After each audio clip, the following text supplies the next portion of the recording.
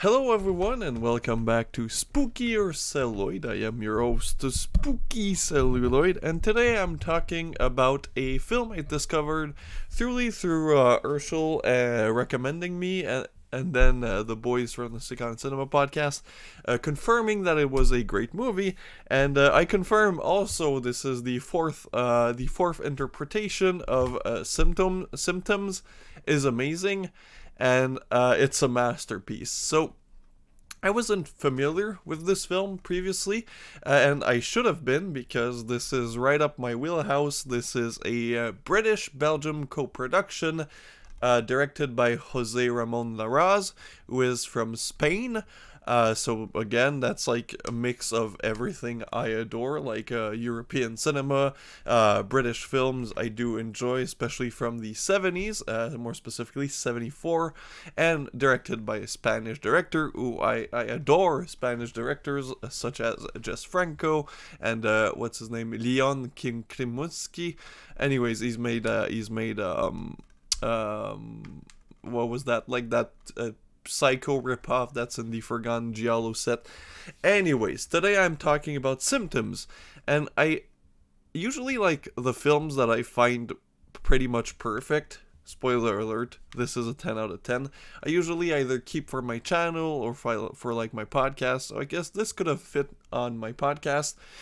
But not on my channel, and it's not because it's not horror. This is horror, but it's way more psychological, kind of slow burning, and it's not really a type of film I can make entertainment out of, I guess, because my videos I always, try to keep it light, try to keep it funny, or try to keep it analytical, and I could have done this very analytical, but then again, I don't think this is the type of movie that would work on my channel, and honestly, because this, a lot of people would consider this a thriller, a psychological thriller, even though thriller horror, in my opinion, is the same thing. It's just the term that decides if you win an Oscar or if you don't. Speaking of prizes, this was at Cannes, so this was the official British selection for Cannes in 1974, and it was lost. Apparently, after that, either lost or forgotten, which is sad because this should be considered a masterpiece, because that's exactly what it is. It should be up there with some of the best known British horror films of the 70s. And I was surprised knowing that Jose Ramon Larraz directed this, because he's a good director, don't get me wrong, but I'm way more familiar with his exploitation stuff. He has a lesbian vampire film called Vampires. He made Rest in Pieces that was put out by Vinegar Syndrome.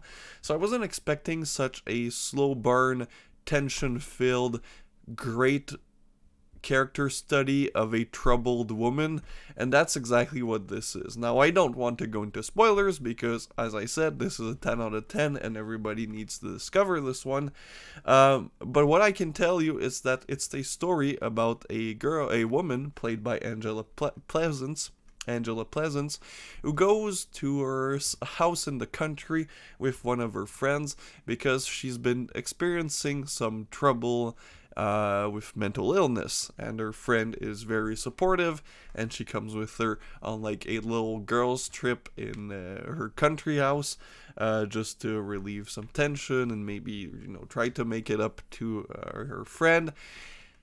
But when the friend Anne, played I think by Lorna Elbron, there's three characters in this film. There's three major characters: Angela Pleasance, Peter Van Houw, and Lorna Elburn, and then the rest are side characters, secondary characters that we only see in the village, which gives the film an isolated, kind of remote location, kind of similar to something like the little girl who lives down the lane.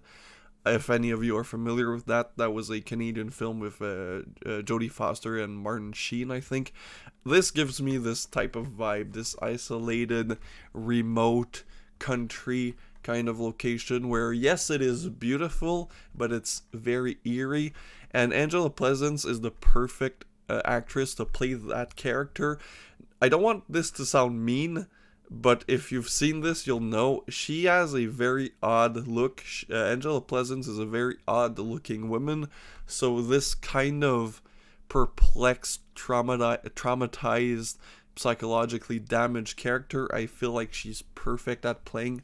Same thing with every other actor. The other man is the, like, I guess, groundskeeper.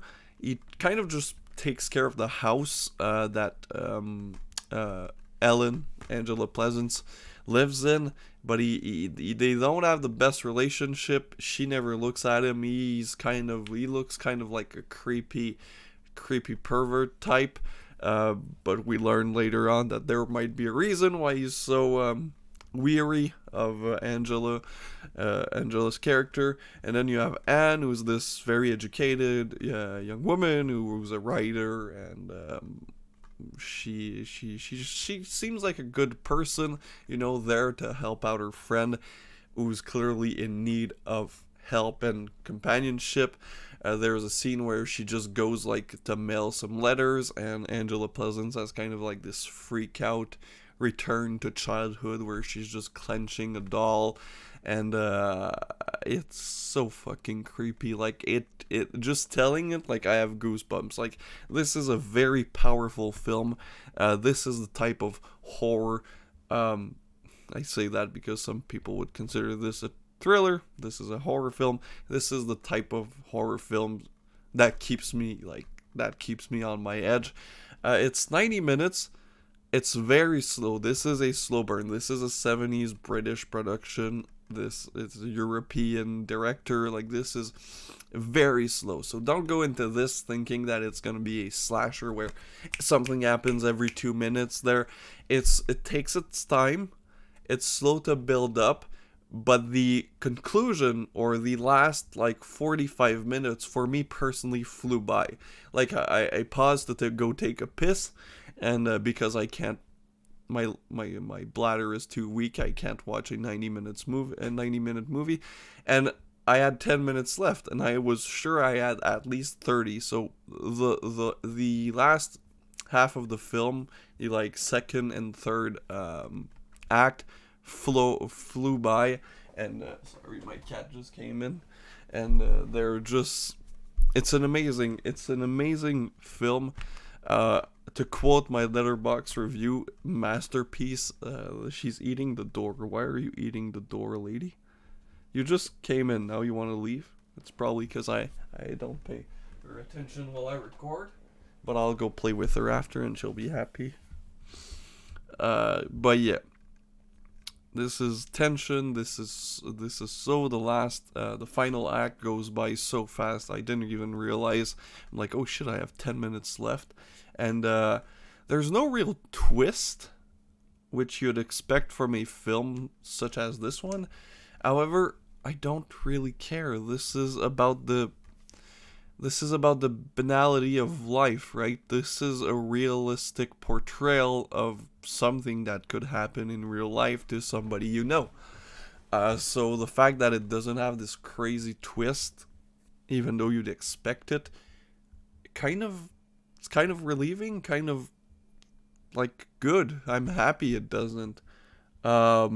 Because, as I said, this is a very realistic portrayal of loneliness and mental illness, and you feel for the character, yet you kind of, I don't know how to say, just the fact that her automatic coping mechanism is returning to childhood, it's kind of messes up with me personally, where I'm like, lady, you're probably 30, stop clenching your doll and giving the silent treatment.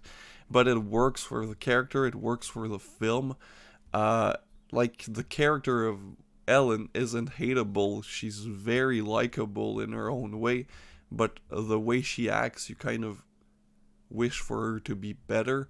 The way, the things she does, you understand, but you wish she didn't do the things she did, because you learn to build this kind of friendship with her throughout the film.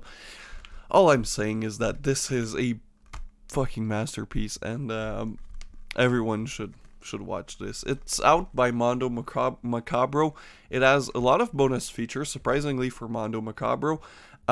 There is a like 30-minute documentary that I started watching. I just didn't finish on the director because it started with symptoms and then 2 minutes in it was next on the next movie. And after seeing this, it's a director that I really want to discover more of his filmography. So I'm like, oh, no spoiler, no spoiler. So I shut off the documentary. There are interviews with Angela Pleasance, Lorna Elburn, the editor. There's Erotica documentary about Jose Lorez. Yeah, that's the one, I think. And then there's On Vampires and Other Symptoms documentary. There is a documentary, I should also check that out, which is also, I was worried for them to spoil more of Jose Ramon Larraz's films, so I didn't watch it. I'll probably gonna watch it after I watch a few of his films. Yeah. As I said, this is 10 out of 10. I fucking love this movie. This is one of my favorite movies I discovered this year. Like, it's right up there with Tokyo Fist and Irizumi and LA AIDS Jabber. I should maybe not have given that a 5. But it deserves it, yeah, damn it. And Big Time Gambling Boss. Now I'm just naming movies that I discovered this year that I loved. Bullet Ballet. Tetsuo 2. There is a constant, the director of those. Anyways, I did watch like a European movie. I don't know. Oh, Erotic Rights of Frankenstein. Like there's so much good movies I've watched this year that I forgot them. But like if I just look at like my letterbox, I'm like, oh yeah, that makes sense. Yeah, I just want to remember that one, which is weird because The Images. How could I have forgotten The Images? That was also one of my favorite films I discovered this year, which is it's a porn film. Jigoku. Now I'm just going through my letterbox, remembering I have a shit memory, people. Night of the Demon, which again, just like LA's Jabber, I don't think should be on anybody's like top 10. But yeah, thank you, people. I've gone on way too long. Go watch Symptoms. And that's my cat.